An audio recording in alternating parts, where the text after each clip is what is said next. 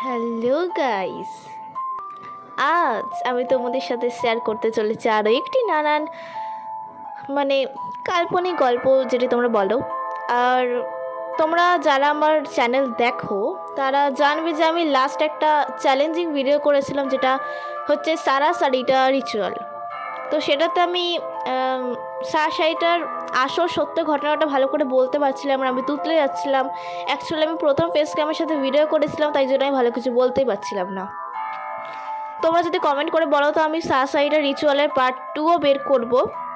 তো তার আগে বলে রাখি যে এখন তো দুর্গাপুজো আসছে, তো পুজো করতে করতে ফাইনালি পুজো এসেই গেল, কিন্তু চারিদিকে এত ঘটনা ঘটে গেছে যার জন্য আনন্দটাই আমি আর করতে পারছি না। তো তোমরা কি চাও? আমি তো বিচার চাই গাইস। তোমরা জানোই এখন কি হচ্ছে, চারিদিকে দেশ দূষণ বেড়েই চলেছে। আর এত বড় একটা ঘটনা ঘটে গেল আমাদের এই কলকাতার আরজি করে। তো আমরা তিলোত্তমার বিচার চাই। তো বেশি বকবক না করে আজকের কাল্পনিক ঘটনাটা তোমাদের সাথে শেয়ার করা যাক। রাজপ্রাসাদের সেই মুন্ডুহীন ভূত। কবরস্থান, জঙ্গল, সাধারণ বাড়ি কিংবা রাস্তা নয়, ভূতের দেখা মেলে রাজপ্রাসাদেও। তেমনই এক ঘটনার প্রত্যক্ষদর্শী যুক্তরাজ্যের হ্যাম্পটন ফোর্ট প্রাসাদ। রহস্যজনক এই প্রাসাদের কাহিনী শুনলে আজও মানুষ শিউরে ওঠে। জনশ্রুতি রয়েছে এখনও হ্যাম্পটন ফোর্ট প্রাসাদে দেখা দেন রাজা অষ্টম হেনরি, সঙ্গে থাকেন তার 6 জন স্ত্রী।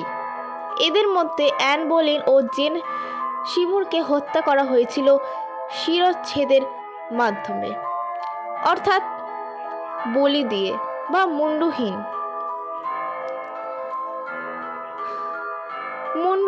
অবস্থাতেই ঘুরে বেড়াতে দেখা যায় তাদের ছায়া শরীরকে। অবশ্য ভূতের সংখ্যায় সবকিছুকে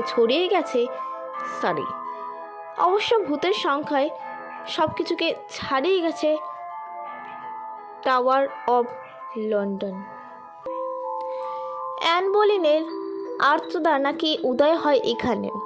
সেই সঙ্গে দেখা মেলে টমাস বেকেট, স্যার ওয়াল্টার জার্লে, লেডি জেন গ্রেন ভূতের।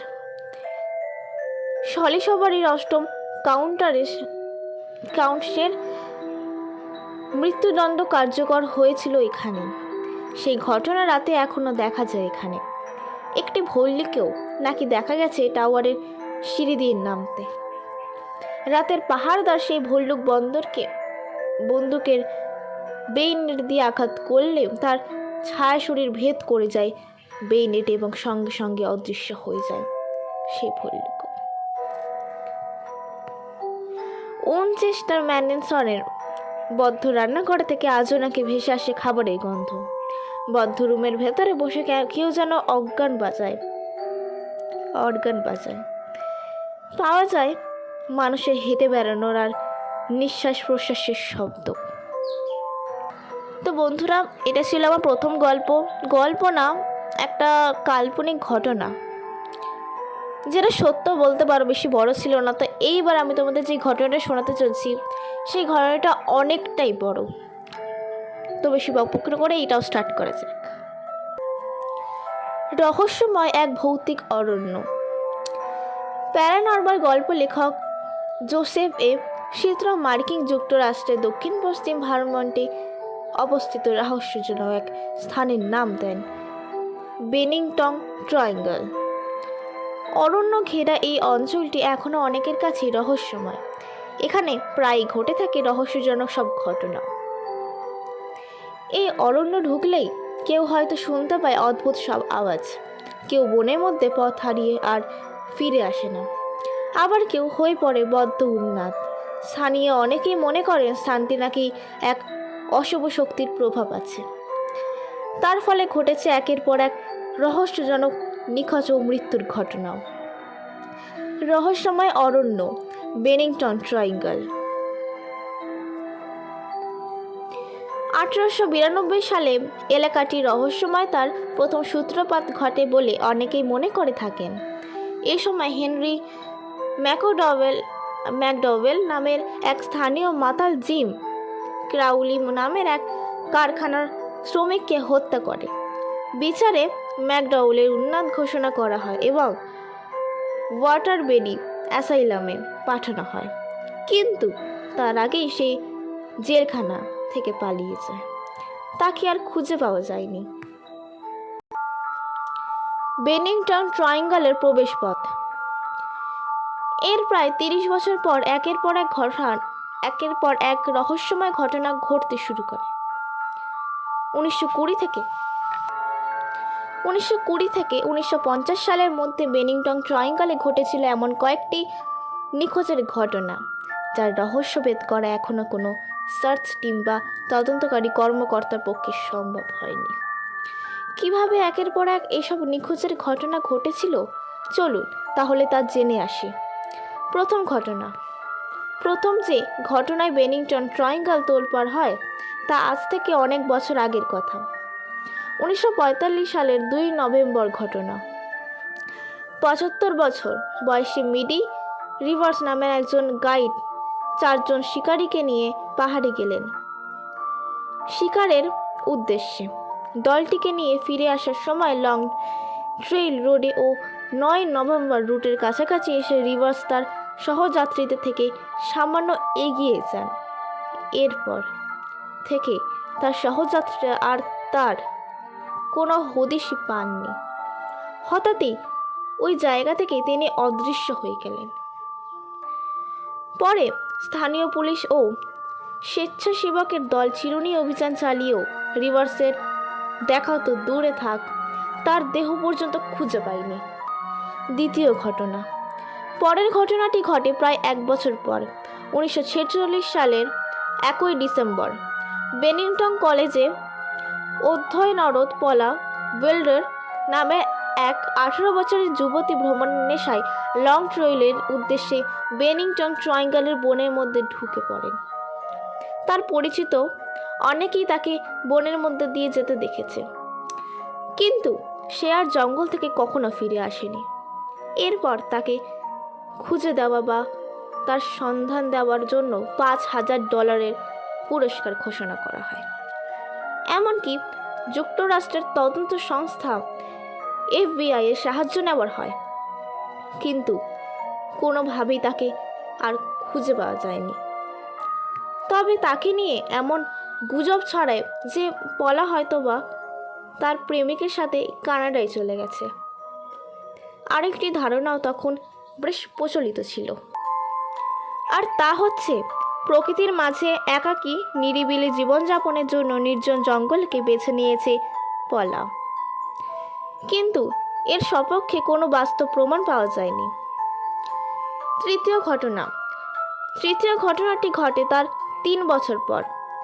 1949 সালের 1 ডিসেম্বর তারিখে জেমস সি টেডফোর্ড নামের একজন প্রবীণ সামরিক ব্যক্তি তার এক আত্মীয়দের সাথে দেখা করার জন্য স্টেইন এলাবান থেকে বাসে করে বেনিংটনের উদ্দেশ্যে যাত্রা শুরু করেন।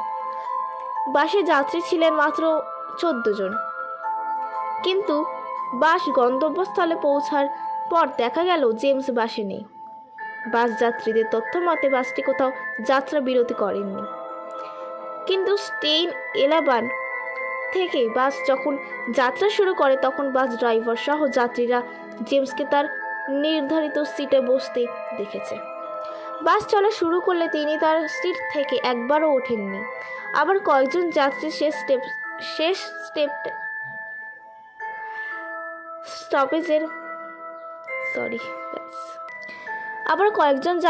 স্টপেজের আগে স্টেশন পর্যন্ত জেমসকে ঘুমিয়ে থাকতে দেখেছেন বলে জানান, কিন্তু তারা কেউই বলতে পারলেন না জেমস কোথায় হারিয়ে গেছেন। অদ্ভুত ব্যাপার হলো জেমসের লাগেজ ব্যাগ সহ তার টাকা ভর্তি ওয়ালেটটি তার আসনে পড়ে থাকতে দেখা যায়। চতুর্থ ঘটনা। পরের ঘটনাটি ঘটে পল জেমসন নামের এক 8 বছর বয়সী ছেলেকে নিয়ে। 1950 সালের 12 অক্টোবর এক সকালের ঘটনা। জেমসন ছিল তার মায়ের সাথে। তিনি এ সময় শূকর ছানাদের খাবার খাওয়াচ্ছিলেন আর জেপসন বাড়ির চারপাশে ছোটাছুটি করছিল। ঘণ্টাখানেক পর মা ঘরে এসে দেখেন জেপসন ঘরের আশেপাশে কোথাও নেই। জেপসনের গায়ে ছিল লাল রঙের জ্যাকেট, দূর থেকেও যা সকলের চোখে পড়ার কথা, কিন্তু সার্চ টিম অনেক অনুসন্ধান করেও তাকে উদ্ধার করতে পারেননি। পঞ্চম ঘটনা। জেপসনের ঘটনার মাত্র 16 দিন পর অক্টোবরের 28 তারিখ 53 বছরের ফ্রিডা লাঙ্গার ও তার চাচাতো ভাই হারবার্ট এলসনার সমারসেট রিজার্ভেরের কাছে ক্যাম্পিংয়ের উদ্দেশ্যে বেরিয়ে পড়ে। হঠাৎই একটি ছোট স্রোতের নদীর পার হতে গিয়ে ফ্রিডা পানির মধ্যে পড়ে যায়। ভিজে যায় তার পরনের কাপড় চোপড়। এরপর তিনি হারবার্টকে একটু অপেক্ষা করতে বললেন। পোশাক পরিবর্তনের জন্য ফ্রিডা ফিরে যান ক্যাম্পে। অনেকক্ষণ হয়ে যাওয়ার পরও তিনি আসছেন না দেখে হারবার্ট ক্যাম্পে ফিরে আসেন। কিন্তু হারবার্ট এলাকাটি ফ্রিডার কাছে বেশ পরিচিত।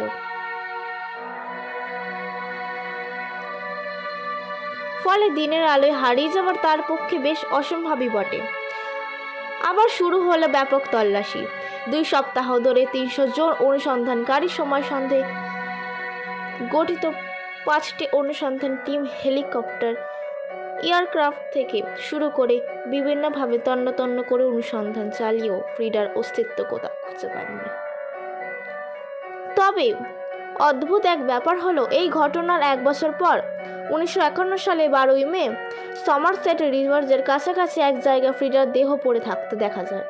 কিন্তু তার দেহ ময়নাতদন্ত করেও মৃত্যুর সঠিক কারণ জানা যায়নি। তবে ফ্রিডার একমাত্র নারী যার লাশটি খুঁজে পাওয়া গেছে।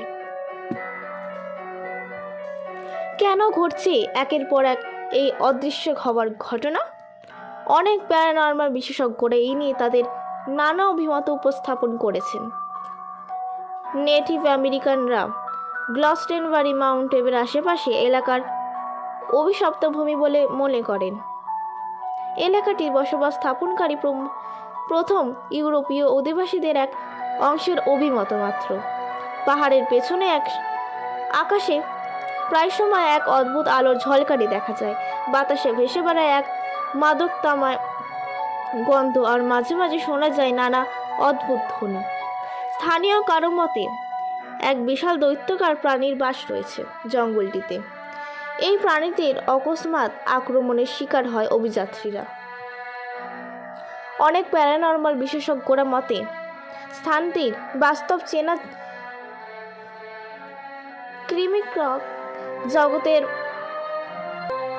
ত্রিমাত্রিক জগতের প্রতিনিয়ত পরিবর্তন ঘটে, যার ফলে কেউ এই জগতে প্রবেশ করতে গেলে সে দিগ্ভ্রান্ত হয়ে হারিয়ে যায়। আবার অনেকের মতে ভিন্ন গ্রহের প্রাণীদের অবস্থান রয়েছে এই বেনিংটন ট্রায়াঙ্গল জঙ্গলে। তাদের কারণেই ঘটছে এসব অস্বাভাবিকতা। আরেকটি মত হচ্ছে কোনো সিরিয়াল খুনি বনের মধ্যে বসতি গড়ে আছে, সেই এসব খুনের পেছনে দায়ী। বিষয়টি যদি সত্যি হয় তাহলে একটি প্রশ্নের সামনে এসে দাঁড়ায়, এতগুলো হত্যাকাণ্ডের পর হদিশ কেন পাওয়া গেল না? একটি ছাড়া কেন পাওয়া গেল না আর কোনো মৃতদেহ? এরপরও এমন কিছু তথ্য এসব অদৃশ্য ঘটনার পেছনে পাওয়া যায় যেগুলো বেশ রোমাঞ্চকর। নাম্বার 1, সবগুলো হত্যাকাণ্ড একটি বিশেষ সময় ঘটেছে, শীতের সময় ছাড়া বছরে অন্য সময় কেন এমনি ঘটনা ঘটে না? নাম্বার 2, 1942 ও 1950 সালের মধ্যে এইসব অদৃশ্য হওয়ার ঘটনাগুলো ঘটেছে। নাম্বার 3, ফ্রিডা ছাড়া আর কারো কোনো হদিশ শেষ পর্যন্ত পাওয়া যায়নি, কিন্তু কিভাবে ফ্রিডা তার তাঁবু থেকে অদৃশ্য হয়ে গেল সেটি একটি রহস্য। নাম্বার 4, হারিয়ে যাওয়ার পর অনুসন্ধান দল তন্ন করে খুঁজেও ফ্রিডার কোনো হদিশ পায়নি, অথচ 1 বছর পর যে জায়গা থেকে তিনি হারিয়ে গিয়েছিলেন সেখানে তার লাশ পাওয়া যায়, যা এক বড় রহস্য।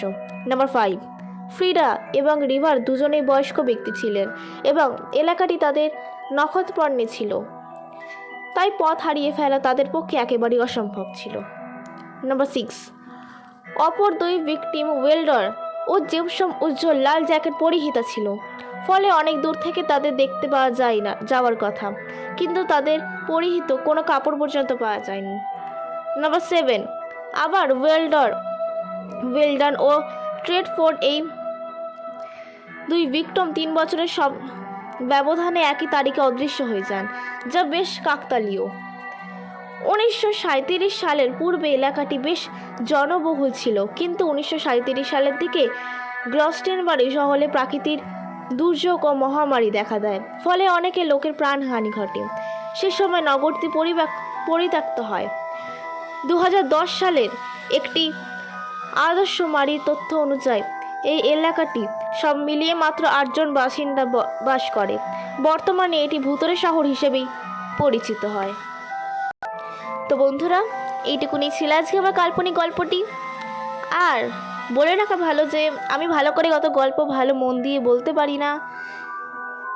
তোমরা যারা যারা আমার ভিডিও দেখো তার মধ্যে হয়তো 2-4 জনই মানুষ হবে, বা অনেক মানুষও হতে পারে যারা প্রেত কথা বলে আরেকটা স্টোরি চ্যানেল দেখে। তো প্রেত কথার মধ্যে যে লোকটা ভালোভাবে বলে সেই লোকটার মতো তো আমি বলতে পারি না, তাই আমার ভিডিও থেকে লাইকও করে না। তোমরা দেখতে পাবে মাত্র 3-4টি লাইক। তো কেন আমি বলছি যে তোমরা যতজনে ভিডিওটা দেখছো প্লিজ একটা লাইক করে দিও। আর বলে রাখা ভালো যে তোমাদের যদি ভিডিওটা ভালো লেগে থাকে তাহলেই লাইক করো। স্টোরি টাইম কখনোই লাইক করার জন্য জোর করে না, যদি ভালো লেগে থাকে তাহলেই লাইক করো। আর চ্যানেলটাকে সাবস্ক্রাইব করে দিও যাতে পরবর্তী ভিডিও আপলোড করার সাথে সাথেই তোমাদের কাছে নোটিফিকেশন চলে আসে। দেখা হবে একটা নেক্সট ভিডিওতে, ততক্ষণের জন্য বাই বাই।